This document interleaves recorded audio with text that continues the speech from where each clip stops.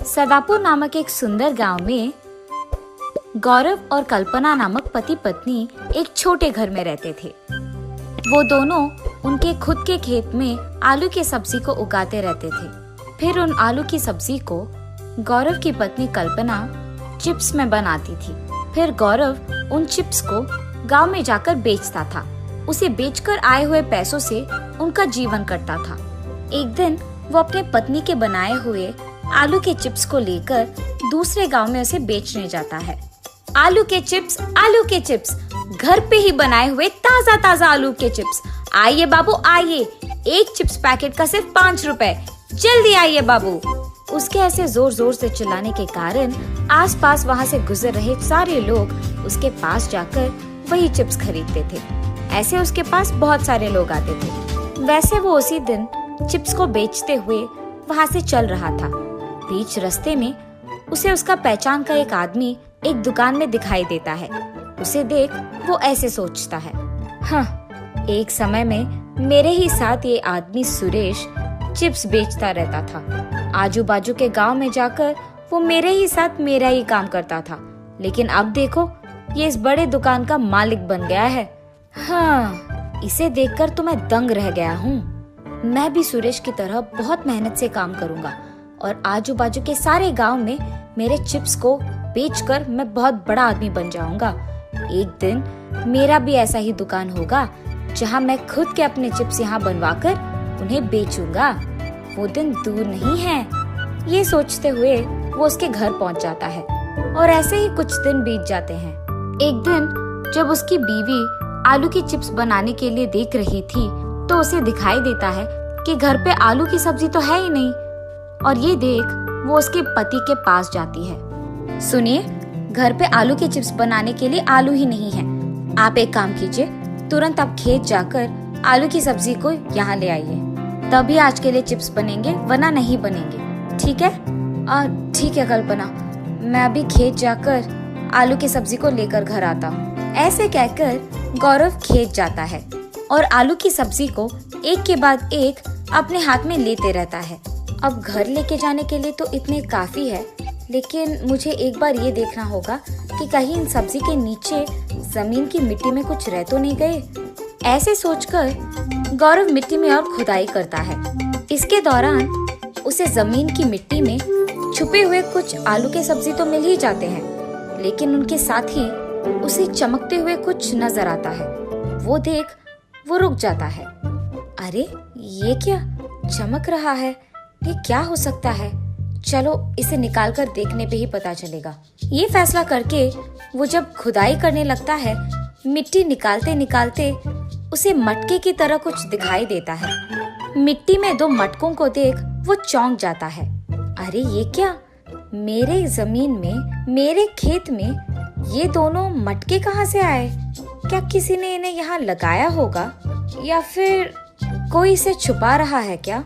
वैसे ये कपड़े से ढके क्यों हैं? क्या इन दोनों मटकों में कुछ हो सकता है? होगा ही, वरना कोई और इसे कपड़े से क्यों बांधेगा?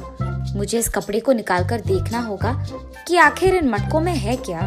जब वो दोनों मटकों पे कपड़ा निकाल के देखता है, उसे दिखाई देता है कि इन दोनों मटकों में सोना भरा था। ये देख वो दंग रह जाता है। अरे बाप रे, ये तो सोना है! इन दोनों मटकों में सोना तो भरा है। भगवान का लाख लाख शुक्र है कि मेरे जिंदगी में ये किस्मत आई है, वरना पुराने दिन की तरह ऐसे मटके भरा सोना मिलना नामुमकिन है, और वो भी मेरे खेत में। अब से मैं इन सोने भरे मटकों से आराम से जी पाऊंगा। मुझे मेहनत करने की कोई जरूरत नहीं पड़ेगी। मैं खुशी खुशी इस सोने से जी लूंगा। लेकिन क्या किसी ने मुझे इन मटकों के साथ देख लिया? ये सोचते हुए वो उसके चारों ओर देख लेता है। कोई नहीं है। अब मैं इन मटकों का क्या करूं? अगर इन्हें घर लेके जाऊंगा तो सभी गांव में पूछेंगे कि ये मेरे पास कैसे आए। फिर उनको जवाब देना पड़ेगा।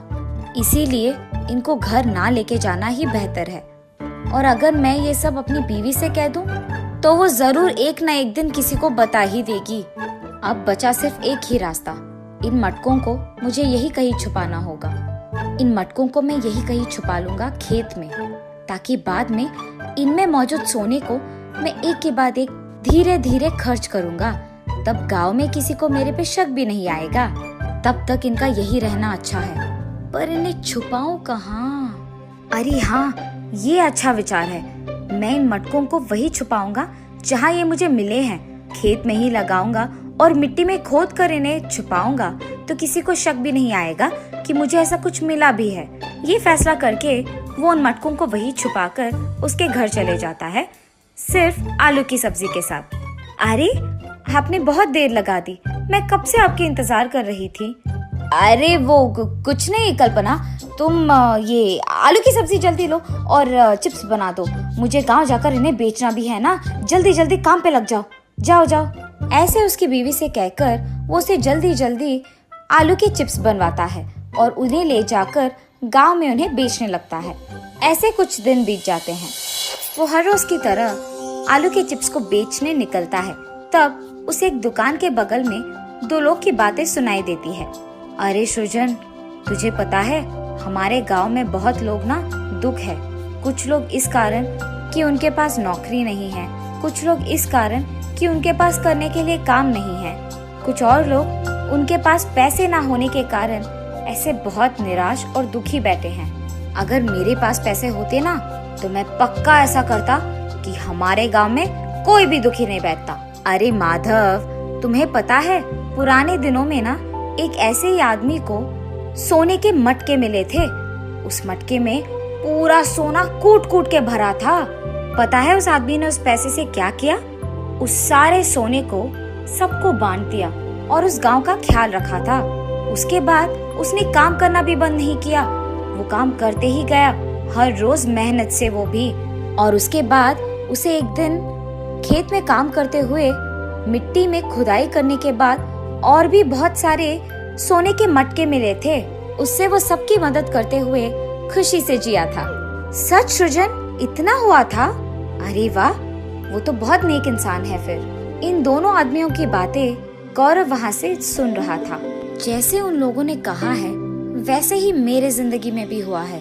पुराने दिन के तरह ही मुझे भी तो सोने के मटके मिले हैं, पर अगर और भी मटके नीचे हो तो मुझे अभी जाकर देखना होगा कि ऐसे मटके और भी मिट्टी में छुपे हुए हैं। अगर है तो मुझे जल्दी जल्दी उन्हें निकालना ही होगा और आजमाना होगा उन्हें। ये फैसला करके वो तुरंत भागते हुए उसके खेत के पास जाता है।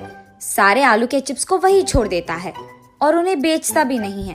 खेत पहुंचते ही उसे दिखाई देता है कि आजू बाजू के खेतों में भी सारे लोग मौजूद हैं। उतने सारे लोगों का वहाँ होने के कारण वो कुछ नहीं कर पाता है। अरे, अब तो बहुत सारे लोग हैं। सुबह का समय है ना, इसीलिए इतने सारे लोग हैं।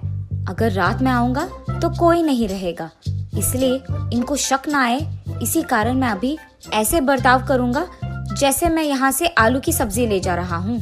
ऐसे करके वो सबके सामने आलू की सब्जी लेकर उसके घर वापस चले जाता है। रात होते ही वो उसके बीवी के सामने नाटक करता है जैसे वो सो रहा है। उसके बीवी के सो जाने के तुरंत बाद वो वहाँ से छुपके उसके खेत चले जाता है।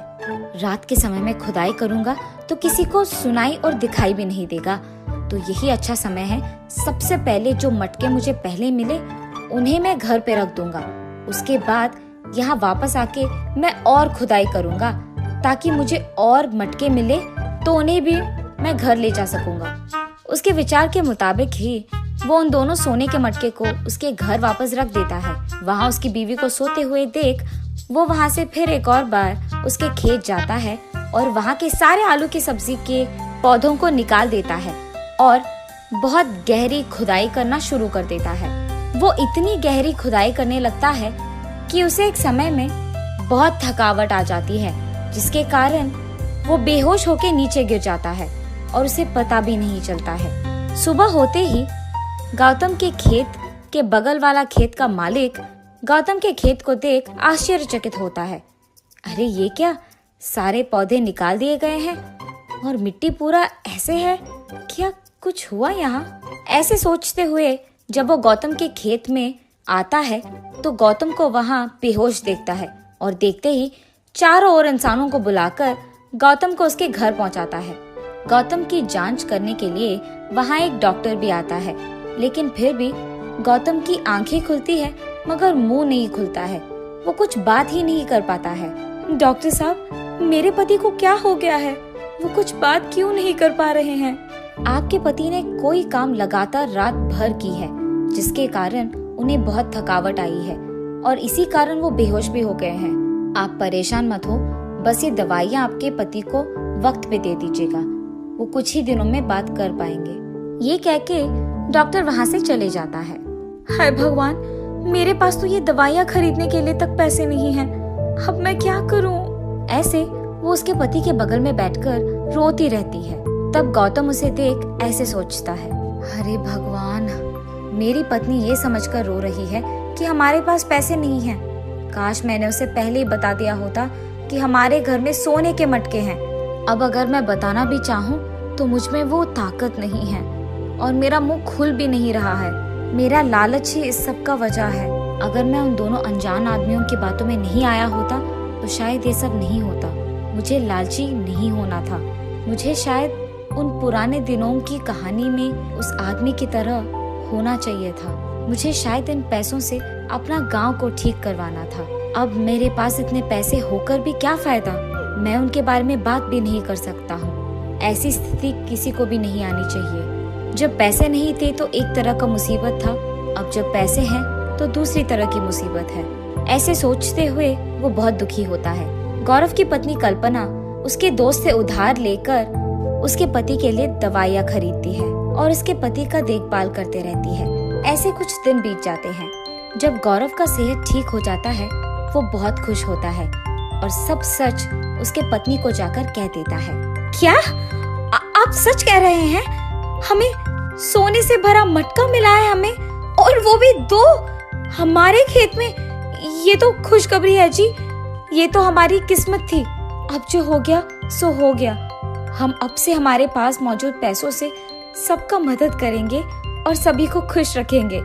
ऐसे हम भी खुश रह पाएंगे। क्या कहते हो, मंजूर है? अरे मुझे तो बिल्कुल मंजूर है कल्पना, तुम तो ठीक कह रही हो एकदम। और तब से उन दोनों के फैसले के मुताबिक ही दोनों उस सोने को पैसे में बदलकर सबकी मदद करते हुए मेहनत करके एक बड़ा आलू के चिप्स का दुकान लगाकर उसमें काम करते हुए खुश रहते हैं।